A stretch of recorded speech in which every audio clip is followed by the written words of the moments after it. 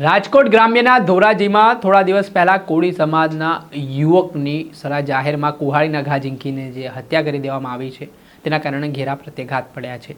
કોળી સમાજના લોકો પોલીસની કામગીરી સામે પણ રોષે ભરાયા છે। પોલીસને આવેદનપત્ર પણ પાઠવવામાં આવ્યું છે। ત્યારે હવે પીડિતોએ વધુ ગંભીર એક આરોપ પોલીસ સામે કર્યા છે। શું આક્ષેપો છે પીડિતોના, વિગતે વાત કરીએ। વૈષ્ણવજન તો તેને કહીએ જે પીડ પરાઈ જાનાને રે। નમસ્કાર દર્શક મિત્રો, નવજીવન ન્યૂઝમાં આપનું સ્વાગત છે। હું છું ફૈઝાન। રાજકોટ ગ્રામ્યના ધોરાજીમાં આંગળિયા પેઢીના માલિકો અને કોળી સમાજના જે વ્યક્તિ છે પરેશભાઈ બારૈયા, તેમના વચ્ચે વિવાદ થયો હતો। પૈસાની નાણાકીય લેતી દેતીનો મામલો હતો, જેમાં આ આંગળિયા પેઢીના જે આરોપીઓ છે ભગીરથ જેઠવા અને મહિદીપ જેઠવા, તે પરેશ બારૈયાની દુકાને આવે છે, માથાકૂટ કરે છે। ત્યાર પછી બીજા દિવસે પરેશ બારૈયાના પુત્રને માર પણ મારવામાં આવે છે। એટલું નહીં, જે આ સમગ્ર ઘટના પ્રકરણ બન્યો તેમાં આરોપીઓ છે તે જામકંડોળા જે બ્રિજ હોય છે ત્યાં ઊભા હોય છે પહેલાંથી જ રેકીમાં, ને પરેશ બારૈયાનો ભત્રીજો હિમાલયા બારૈયા, તેનો દીકરો વિવેક બારૈયા સહિતના લોકો જઈ રહ્યા હતા। તે દરમિયાન તેમને આંતરવામાં આવે છે। જેમ હિમાલય બારૈયા ગાડીમાંથી બહાર નીકળે છે તે દરમિયાન આરોપીઓ આડેધડ કુહાડીના ઘા ઝીંકવા લાગે છે અને તેની હત્યા નિપજાવી દે છે।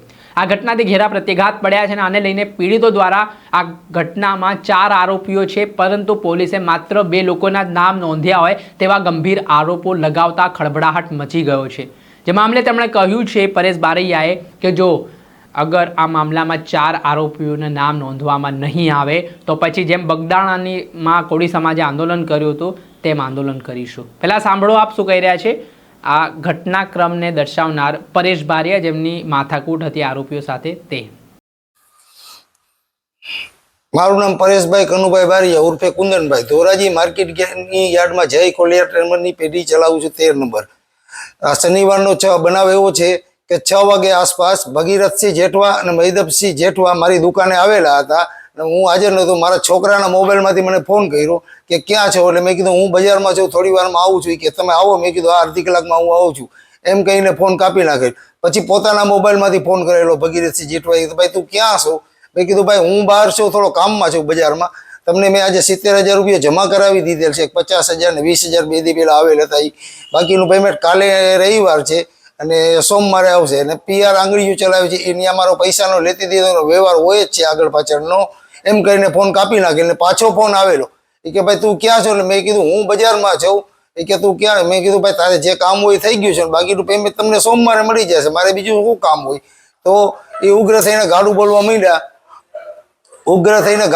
માંડ્યા। જાણે કે કેમ બાંધવાના મૂળમાં આવ્યા એવી રીતે ગાડું બોલવા માંડ્યા। એટલે મેં બી સામે ગાડું કાઢી અને ફોન પછી મૂકી દીધેલો। પછી હું મારું કામ કરતો હતો, એ લોકો ત્યાંથી નીકળી ગયા હતા। પછી 7:30 થી 8 વાગ્યા વચ્ચે મારા છોકરાનો મને ફોન આવેલ, મારો કે પપ્પા મને માર માર્યો। મેં કીધું કેને માર માર્યો છે? મેં કીધું કેને માર માર્યો છે? તો કે આપણી દુકાને જે જણા આવેલા હતા ને એ કેટલા જણા હતા? કે 4 થી 5 જણા હતા। એમ કીધું તું ક્યાં છો? તો કે હું રોડ ઉપર। મેં કીધું યાર્ડે વહી જતું।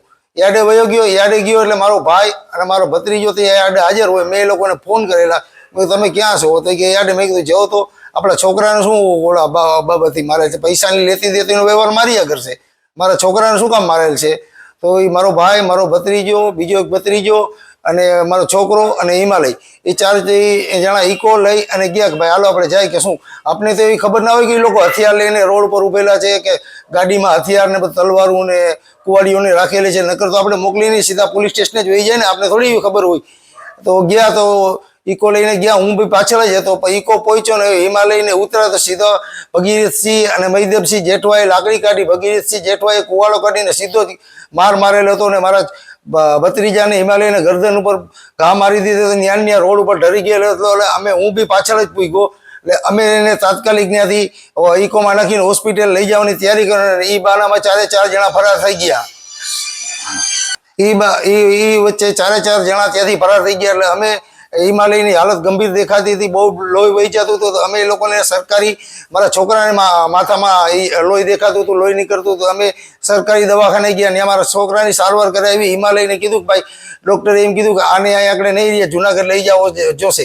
એ તો ત્યાંથી એમ્બ્યુલન્સમાં જુનાગઢ લેવા ગયા ને અને મારા છોકરાને મેં ધોરાજી હોસ્પિટલમાં સારવાર કરાવીને પછી અમે પોલીસ સ્ટેશને ફરિયાદ કરવા ગયા. પોલીસ સ્ટેશને ફરિયાદ કરવામાં મેં એમ કીધું હતું કે 4 જણા હતા, મેં જોયા છે ભાગેલા, અને 4 હું ઓળખું છું. એક ભગીરથસિંહ જેઠવા, એક મહીદીપસિંહ જેઠવા, એક વર્ધમાનભાઈ માથુકિયા અને એક સંદીપ ટોપિયા, એટલે 4 ભાગી ગયેલા હતા. પોલીસે એવું કીધું કે બેનો અત્યારે ખબર છે કે બે જણાના પાકું થઈ જાય એટલે એના નામ લખશું. મને આમાં ખબર નથી પડતી કે ફરિયાદમાં અમે 4 જણાના નામ લખાવેલ છે, તો આમાં 2 જણાના નામ કેમ આવે છે? આમાં કોઈ રાજકીય રંગત લાગે છે, કોઈ રાજકીય આગેવાનોને છાવરવાના લાગે છે.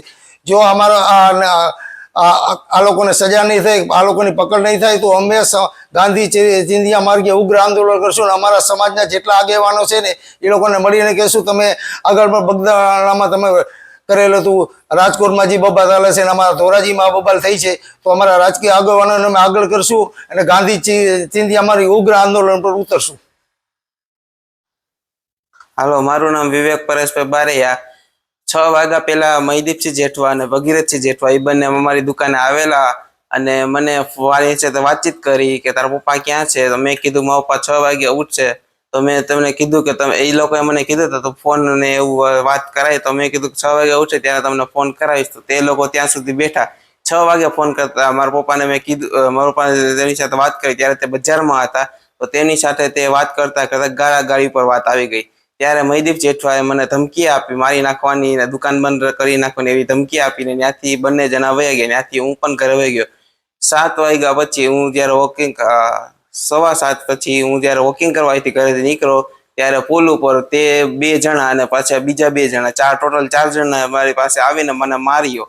જ્યારે મારીને પછી હું ત્યાંથી મેં પપ્પાને ફોન કર્યો ને ત્યાંથી હું બુલેટ લઈને, અને મારી પાસે એ લોકોએ બુલેટની ચાવી, મારો મોબાઈલ લેવાની ટ્રાય કરી, મેં ન આપતા તેમને મને માર્યો. પછી ત્યાંથી મેં પપ્પાને ફોન કરીને હું બુલેટ લઈને યાદ આવી ગયો. ત્યાં મારા પપ્પાએ મારા ભાઈને, મારા કાકાને ફોન કરીને વાતચીત કરવાની એમ વાત કરી. તો ત્યાંથી અમે ઇકોમાં, મારો ભાઈ હિમાલય, હું, મારા કાકા અને મારો બીજો ભાઈ વિશાલ, અમે 4 જણા ઇકોમાં ગયા.